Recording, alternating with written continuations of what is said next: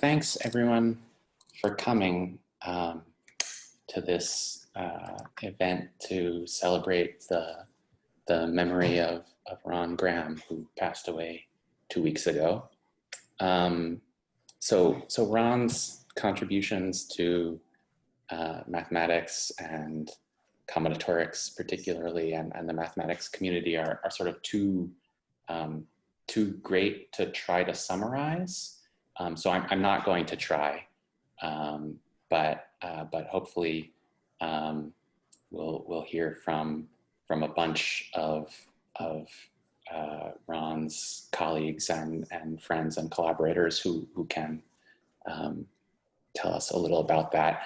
But we want to start with a video that was made for Ron's 80th birthday, which was 4 years ago.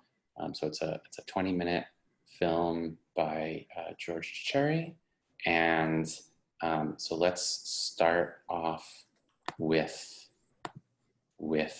that. And I think Angela's going to share the link for this in the chat if you want to watch it on your own time. And also, we really invite anyone who has their own memories of Ron or photographs to share them using the chat. So you can upload photos in the chat, and we'll try and collect those somewhere and sort of properly collect them.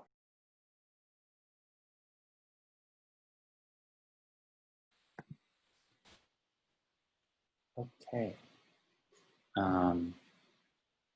So that was really nice. So, and now I think we have some of the same people who were in that movie here with us. And so, Peter, do you want to start us off?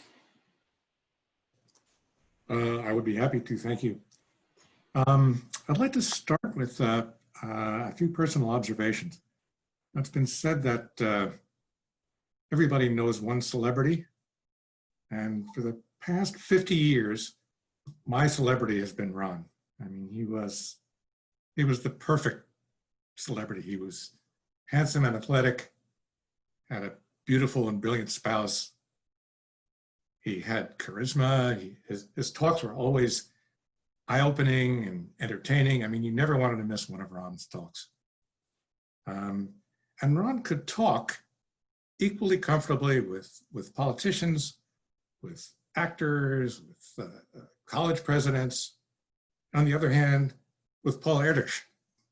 And of course, as the film reminded us, Ron earned his place in heaven already just by taking care of Uncle Paul, which was not always an easy thing to do. Spending time with Ron was always a pleasure. I mean, he made you feel like a celebrity too. I mean, Ron taught me how to juggle 3 balls, how to jump safely on a trampoline on various occasions, how to throw a boomerang, which I can actually still do. He put me on a side-to-side bicycle built for 2 with fan. That's an occasion I remember very well. I don't know if Fan does. He gave me a personal tour of UCSD, complete with art and history. He took me and my wife backstage at the Cirque du Soleil to meet some of the performers. It's fantastic. So, you know, when we look back on Ron's life, I mean, what do we see? We see a terrific body of mathematical work, which includes papers in number theory, and Ramsey theory, quasi-random structures, the mathematics of card tricks with Percy, and the mathematics of juggling. And many of these papers are just wonderful to read. He just had a great eye for what's going to intrigue you and make you excited about mathematics. What else? I also want to remind everyone who's been around for a long time like me that combinatorics wasn't always a respectable field. I mean, in the middle of the 20th century, combinatorics was thought of as part of recreational mathematics.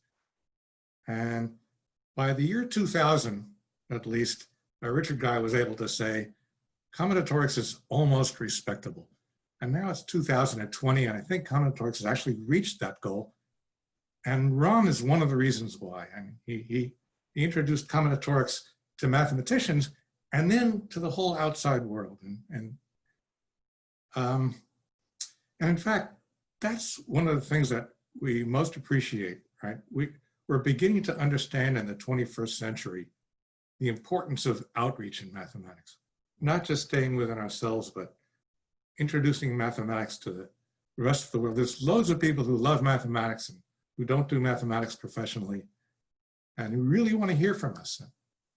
I'll give you an example of Ron's way of thinking. So among the papers that Ron and I wrote was a kind of an elementary but sort of nice little paper about isometric embeddings and graphs. And so I said, do you want to send this to Journal of Graph Theory? And Ron said, you know, I have another idea. Let me handle this. Of course, I said, okay, sure. And the next thing I know, this paper is in the Proceedings of the National Academy of Sciences. I would never have thought of that. I still would never think of that. Ron just lived in a bigger world, it seemed, than the rest of us. And he was a unique individual. He was a great friend. And he was a fabulous representative of mathematics to the rest of the world. And we miss him already. Thank you, Ron.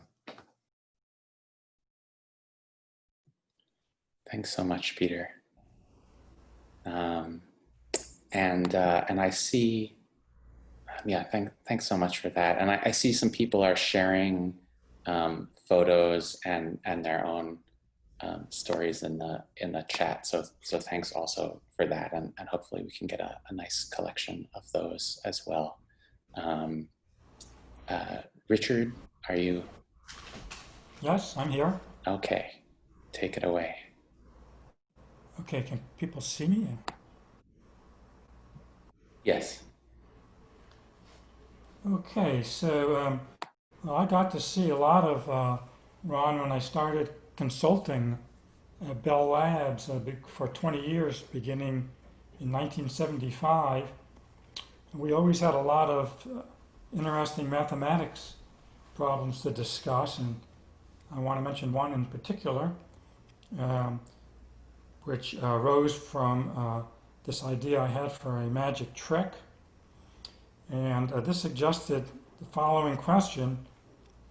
If you have what we'll call a Fibonacci walk, a finite sequence of positive integers such that every term is the sum of the two preceding. So the first two terms can be arbitrary positive integers, and then it satisfies the Fibonacci recurrence. And the question was, if you had a Fibonacci walk ending at the integer n, what was the longest possible length of that walk? And the reason I mention this problem is, well, we discussed it a little, but I never looked at it too seriously, and Ron filed it away with, thousands of other problems that he had worked on. And a couple of years ago, he started going through these files of old problems to see what could be done with them, and he came across this Fibonacci walk problem and gave it to his UCSD student, Sam Spiro, who actually was an undergraduate at the University of Miami and took a couple of courses from me.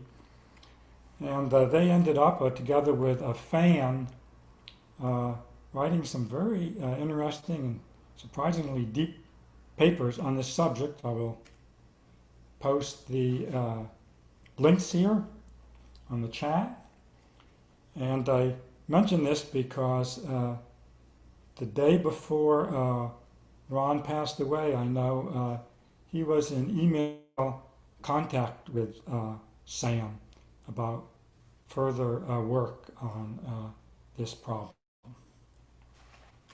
So, visiting Bell Labs and seeing Ron was not just doing mathematics, but we know that Ron was an amazing athlete, and I had the pleasure of taking ping pong lessons, juggling lessons, and trampoline lessons from him. Of course, I never got anywhere close to his level. Um, but he told me that once he took up bowling, and after a while he bowled a 300 game. You know, it's a perfect game of 12 strikes. And after that, he felt, you know, there was nowhere else to go, so he quit bowling. He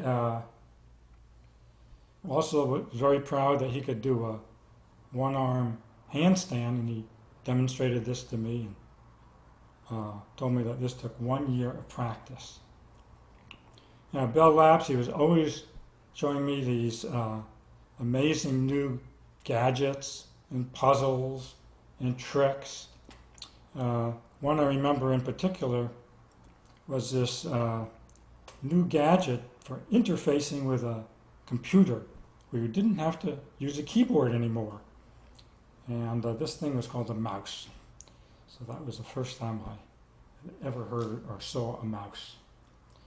Well, it's hard to believe that someone with such vitality is no longer with us, and I'm very sad that he's not here anymore. So thank you. Thanks very much, Richard, for that. Andrew, are you? Yep, I'm here. Okay. Very happy to participate in this occasion, however sad it is. Ron has been a major influence in my life.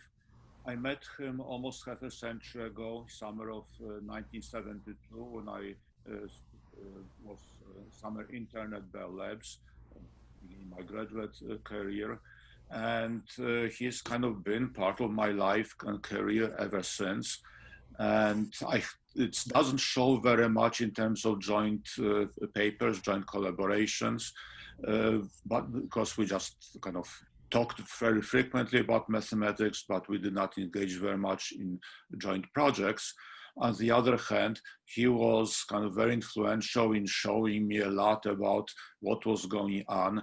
As he mentioned in the movie, he put people first, and he was really amazingly skillful and amazingly helpful. Yes, he would tell gossip, but in almost always in non-malicious way. He would kind of tell amusing stories, which often provided a bit more of a depth and helped connect people. He helped a lot to connect various people together, connect people to problems as well, and open up a much wider perspective on life. That was important for people like myself, an extreme nerd in those days, maybe less extreme nowadays or so, but he kind of showed me how the world operated in many ways at a human level. And because he was a master operator, kind of he was the person, greatest mathematical gossip around, and so on. And gossip, not like I mentioned, not a malicious way, spreading information, helping kind of grease the wheels of mathematics, kind of move things along in that way. And he mentioned he also knew how to interact with the wider world, with corporate management, with the press, general publicity. And he always did it with this sense of integrity. He had a sense for beauty, kind of honesty, and for the mathematical truth. Yes, that's kind of drove him a lot. How do things operate? Yes, you can sort of see, can tell a lot about people, what they do, some of their kind of special features and so on, which is sort of amusing. But of course, people are extremely complicated. We can't really model them very well. But when we get down to the very basics of how do various mathematical phenomena work, where we can really know how things operate, where we can talk about what Paul Erdős referred to, the book, the proof for the book. You know, the ultimate, very simple proof that, as Paul Erdős used to say, the ultimate fascist up there kept, which explains how these things work. That was really very impressive. And so it was the whole entire interaction with Ron that was most impressive. Again, it's just not just his skills at mathematics, his skills at juggling and other things, but he managed to kind of integrate everything and be a really wonderful kind of advisor and mentor. And it's only after we parted, after he left for the West Coast, and then afterwards I left to Minnesota, that as I matured a bit further, I kind of came to appreciate just what it is that I had kind of gained from those interactions, and also started developing regrets. I had not really understood and not had followed much of the advice I had obtained in those days. So certainly for me, he was very influential, and I know many other people who also have these great memories of Ron, and really a really amazing person. Really very sorry to kind of, we have lost him. I had a chance to see him just last December. It was sad to see that he kind of was kind of on way down physically and so on, but mentally he was still alive and still very interested in all these things. So I think it's really fitting tribute to have these meetings. I'm sure there'll be others that will kind of remember, keep his memory alive. Thank you. Thanks so much, Andrew. Glenn, you had a photo you wanted to share, I think, in some words. You see it? Yes. All right, yes. So I met Ron when he joined UCSD in 1999, and we talked a lot over the years, mostly about math and about work-related things. But he also gave me lots of advice when I was house buying. He told me all about you know, like the negotiations that they were having over the homes that they had. That was pretty interesting. Anyway, so we had a lot of lunches at the UCSD Faculty Club, and this photo here is what that's sometimes like. He brought all these toys to lunch to share with the rest of us.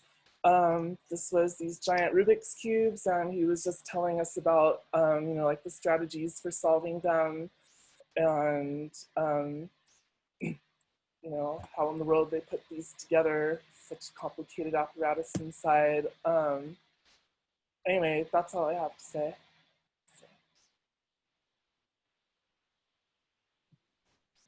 Thanks, Glenn. And can you, yeah, great. Thanks very much. And we'll get that photo in our collection with the others later. Jeff, I saw you earlier. I am here. Okay, great. The floor is yours. Well, first of all, I want to say my profound gratitude for having the chance to work for and with Ron Graham and to be his friend. I went to Bell Labs in 1974, and I was in a development area in Bell Labs, and I always had hoped to do mathematics and to get in the math center, and I was able to do that in 1980, and that was due to Ron Graham and Andrew Odalisco, with whom I was in graduate school. I had to grow up, and I had to write a lot of papers in my spare time. While I was there, I was in a business analysis area of Bell Labs that supported AT&T. And I also took a year off at the University of Maryland to get teaching experience.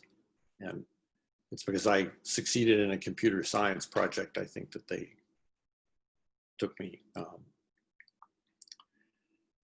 And I was in Ron's department from 1980 to 1983, and then the first breakup of the Bell system occurred, where the operating companies were split off, and then Van went to Bellcore, and Ron was promoted to director at that point, and Andrew became department head. And as you saw from the film, Ron speaks in a coaxing voice, and he's always natural, whether he's in front of an audience, and he was like that in person when you directly interacted with him. And as director, many great achievements came out of Bell Labs in the period from 1984 to 1995, when he was director of the Mass Center. The work of Narendra Karmakar on interior point methods, the work of Peter Shore on quantum computing and factorization, and also quantum coding theory necessary to make them work. The work of Ingrid Jobchi on wavelets. Mario Segedi contributed to the PCP theorem. He said he let people go. It was a happy place. There was an interaction. There was a seminar run by Henry Landau that got people, saw a steady stream of good problems come by. The best people came by. He brought people in to do all that. It was absolutely great. And of course, you see it in retrospect. And then then AT&T, another antitrust settlement that was split off Bell Labs from the AT&T proper, and a new lab was organized, and he was part of that. And both sides wanted all the mathematicians, but they were divided in half, and Ron organized the part that went to AT&T Labs. He was chief scientist there. And it was only in that latter period that I actually did some work directly with Ron on the Apollonian circle packings, about which Catherine might say something. And several papers came out of that. And at that point, he went to, he left and went to San Diego. Of course, I saw him many other times after that. I want to say he was easy. He was always interesting. He liked to surprise people. He always had a new gadget or a trick or a piece of gossip or something. It was just wonderful. Every interaction you had with him was a pleasure. In a sense, I completely looked up to him. I did not feel in his league at all. When I was around him, I just watched. And I miss him a lot. Thank you.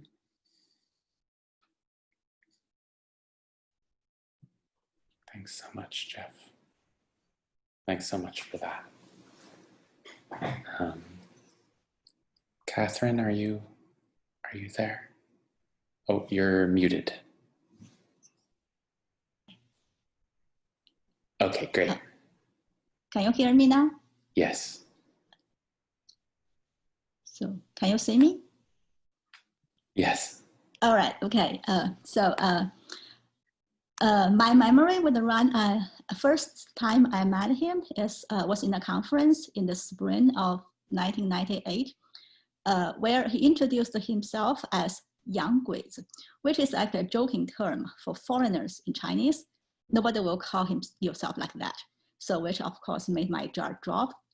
And it soon turns out that Ron was the most warming, friendly, energetic, and outspoken person I have ever met. So no matter who you are, an old friend, old colleague, a new graduate student, or even a high schooler, you met him, he can talk with you, he can make you feel important, happy, and being taken care of.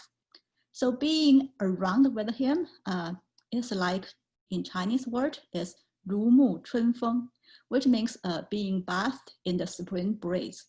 You feel joyful, welcomed, refreshed, and inspiring.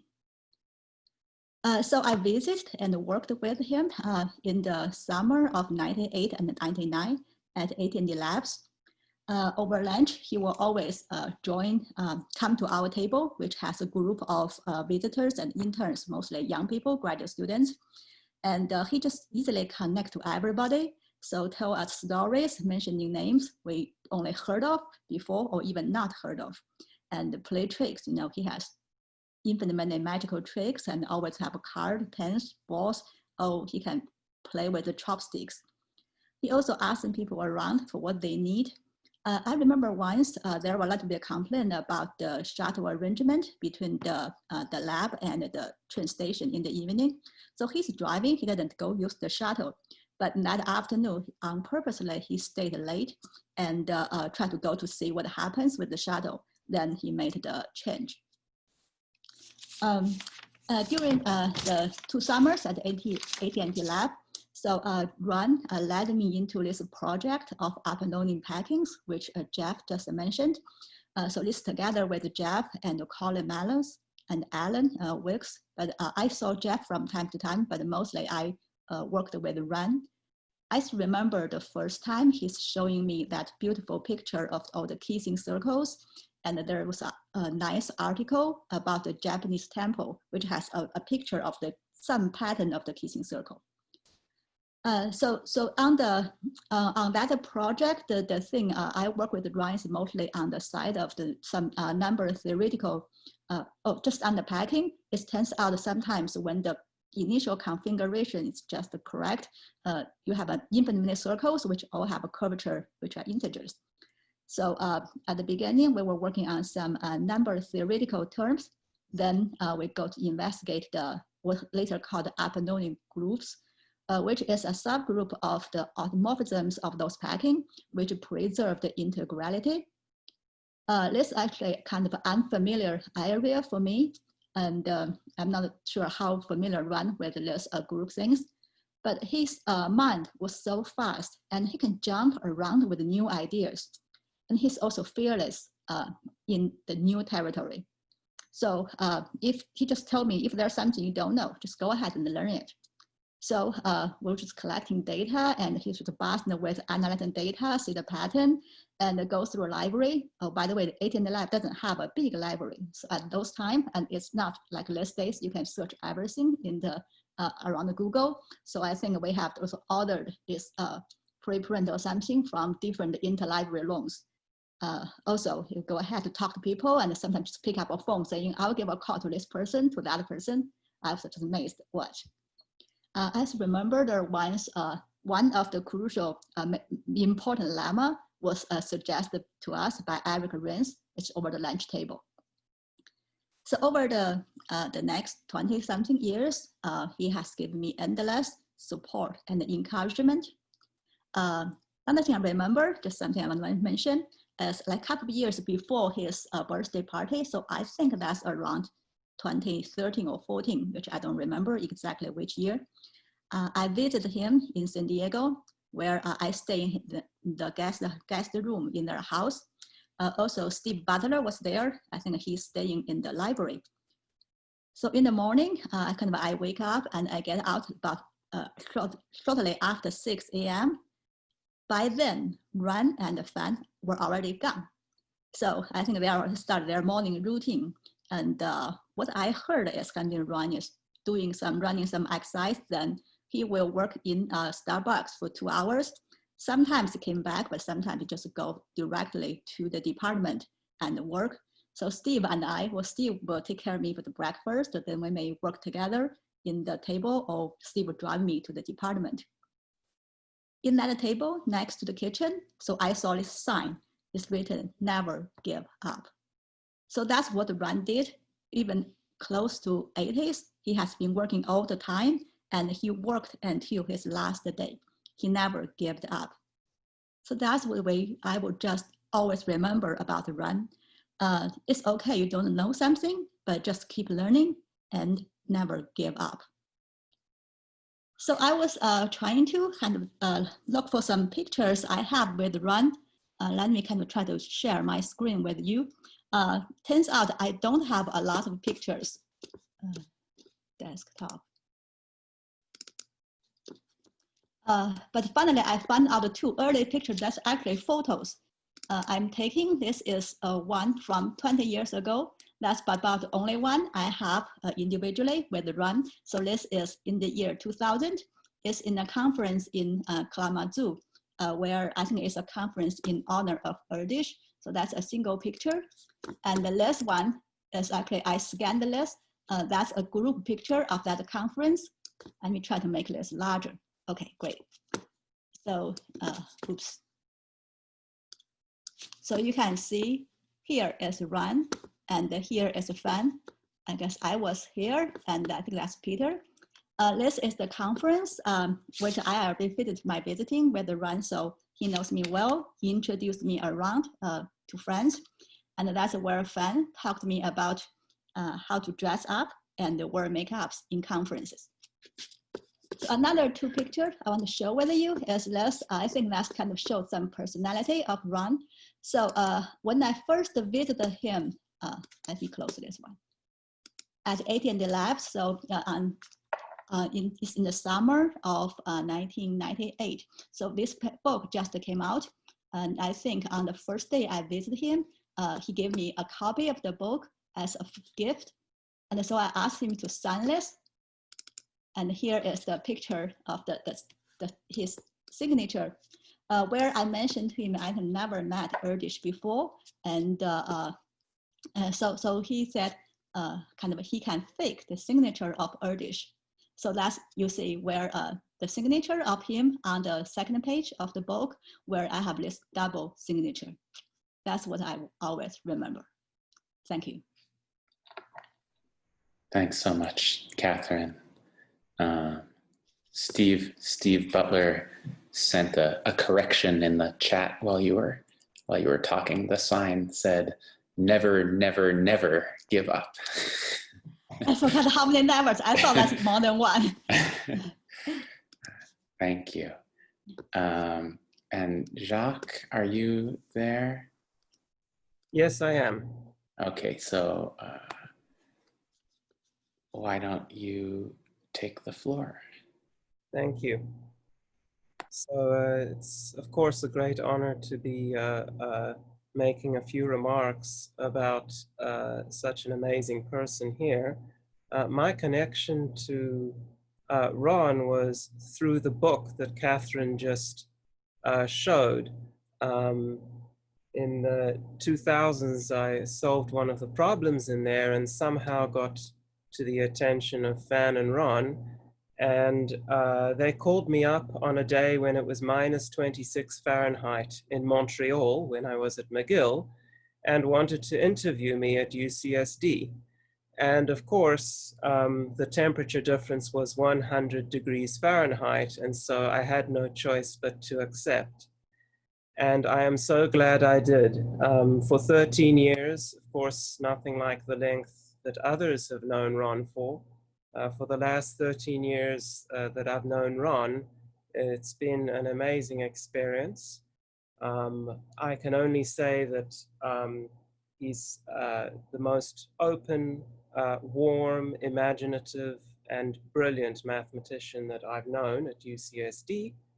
And the lunches, the gracious times that he had me and my son over to his house were absolutely wonderful. I remember him looking forward to any conversation with Ron with great anticipation. There was always a surprise. Whenever you had a conversation with Ron, there would always be either some gadgets on the table or some really interesting statements that you just had to find out more about. I recall once at our local little Italian restaurant, Ron telling me that he can show me on a napkin why the four-color theorem has some sort of relation to the Riemann hypothesis. And of course, if a mathematician says something like that to you, there is no way you're going to let that go. And what was amazing to me about Ron is that you felt this magic, at least I did, whenever I was around him. There's something magical about the way Ron presents his math and his thoughts. In particular, when he explained this connection to me, I noticed sometimes other people who perhaps didn't know him would interrupt, and Ron would let them interrupt. And he was always so gracious and so unassuming in the way he spoke, in the very gentle tones and the very pleasant way that he would actually address people. And he always knew what to say and to who to say it. And since saving me from the frozen wastes of the North, he said to me, I don't know whether it was to make me feel better, but he said to me, that's nothing. When I was much younger, minus 62 centigrade in Fairbanks, Alaska. And of course, my eyes opened wide and I again wanted to know more. So the breadth and depth of Ron's interesting conversation really knew no limits right until the end of his life. So it was a great honor to know this wonderful man. And I think all of us at UCSD and in the wider community will miss him terribly. Thank you. Thanks so much, Jacques. So for the sort of formal part of this proceeding, so I want to share a photo that that Ron took and read something that Fan wrote to go with it. But then after that, we'll leave the Zoom open, and if people want to keep talking, either in chat or by video, everybody's welcome to do that. So let me read. Fan writes, here's a photo that Ron took on July 5th, the day before the last day. It was a beautiful morning, and the photo was the view of kayaks through the deck. On that day, Ron talked over the phone with Steve Butler and Percy Diaconis about their work in progress concerning certain random walks on ZP. Ron pointed out that the behavior was very different for P congruent to 1 versus P congruent to 3 mod 4, and suggested various ways to get computational data. Later in the day, Ron exchanged emails with Sam Spiro about their joint paper with Percy and others on card guessing, which is near completion. He wrote email to Judith Ng, including the photo of kayaks and a photo of Fan in the kitchen, looking back at him through their Google Nest cam. On the wall in Ron's office, he hung a poster of squares arranged in 90 lines each. 90 lines, each consisting of 52 little squares. Later on, he modified it so that it contained 100 lines. He sometimes joked that his grandma lived to 99 and then was hit by a truck. So the rule is to fill in 1 square each week, so one can see how many squares are left and how finite and precious life is. He only used 84 lines, but every square was gloriously filled.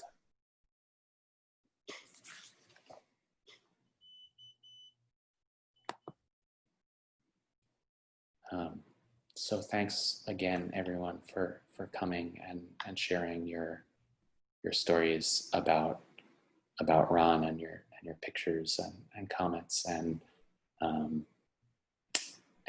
yeah, I see that people are still chatting in the chat, and so we'll leave this open, but that's the end of the formal part of this. So thanks everyone for being here.